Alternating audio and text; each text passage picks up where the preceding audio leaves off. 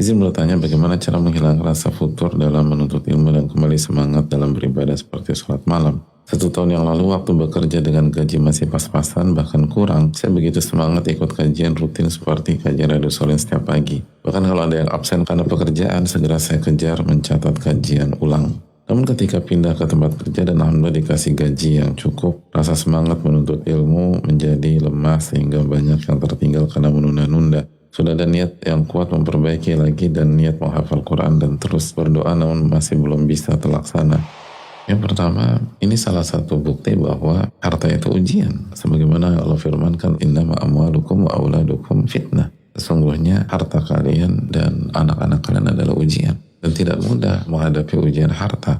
Bagaimana dalam kata para ulama, lebih mudah menghadapi ujian kemiskinan dibanding ujian harta. Ada orang yang Allah tahu kalau dia diberikan kekayaan dia nggak akan baik, nggak akan soleh, nggak akan istiqomah. Sebagaimana sebagian yang lain lebih mudah menghadapi ujian harta dibanding kemiskinan. Ada orang yang Allah tahu kalau dia jadi orang miskin, dia nggak akan istiqomah, dia bisa jual agamanya dan seterusnya, maka dia diberikan kecukupan. Wallahu ya'lamu antum la ta'lamun. Itu menunjukkan Allah yang Maha Tahu dan kalian tidak mengetahui apapun. Makanya itu juga sebabnya mengapa sebagian para sahabat kaya, sebagian para sahabat tidak kaya. Sebagaimana sebagian ulama kaya, sebagian ulama tidak mau kaya. Padahal sebagaimana kata Imam Syafi'i, di level mereka dengan mudah bisa kaya jika mereka mau kaya. Orang sejenius itu, sejago itu, penguasaan terhadap ilmu seperti itu, dikagumi, disenangi, network banyak. Apa susahnya jadi orang kaya kalau di level itu? Sebagian ulama tidak mau, karena mereka tahu nggak mudah dan kondisi orang berbeda-beda.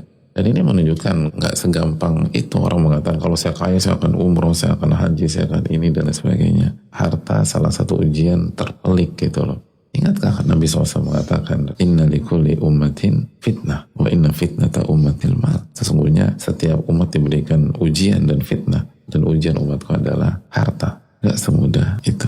Jadi kalau kita memilih pindah kerjaan, gaji lebih bagus, ya jalani konsekuensinya. Emang gak mudah. Gak ada kewajiban kita berenang di Selat Sunda misalnya. Kalau mau berenang, banyak kolam renang. Tapi kalau Anda putuskan nyebur ke Selat Sunda, ya hadapi konsekuensinya. Itu keputusan Anda. Kalau gak bisa, ya jangan coba-coba. Hidup itu semua tentang keputusan dan konsekuensi dari keputusan tersebut. Dan itu gak mudah. Dan lagi-lagi ini harus membuka mata banyak di antara kita. Bukan hanya penanya, tapi kita semua. Khususnya yang berpikir hanya dari satu sisi. Saya pengen kaya, saya pengen kaya, saya pengen kaya. Gak mudah jadi orang kaya itu.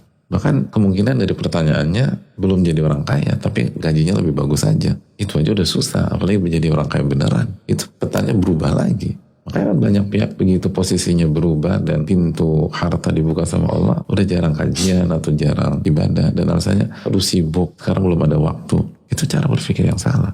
Justru sebaliknya, kalau posisi Anda semakin bagus, Anda harus lebih punya waktu. Karena ujian beda, serangannya beda. Maka harus lebih solid lagi minum obat penawarnya, atau lebih disiplin lagi minum obatnya. Dan Al-Quran syifa, ilmu itu syifa, ilmu itu obat. Banyak di antara kita kan sebaliknya. Ya dulu sih enak nih, tapi sekarang gue belum punya waktu nih, urusan lagi sibuk. Justru urusan dunia sibuk, Anda harus banyak minum obat.